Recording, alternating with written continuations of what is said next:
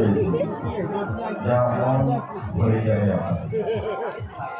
আর একটি অনুরোধ করি, কেউ আগ্রহ হয়, কেউ গাছে হাত দেবেন।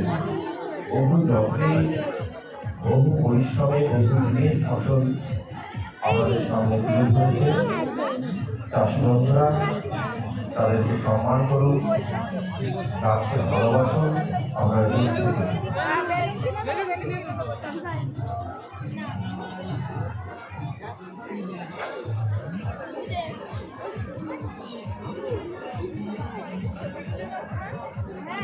পরবর্তী শিল্পী অনন্যা ঘরেই প্রস্তুত থাকবে।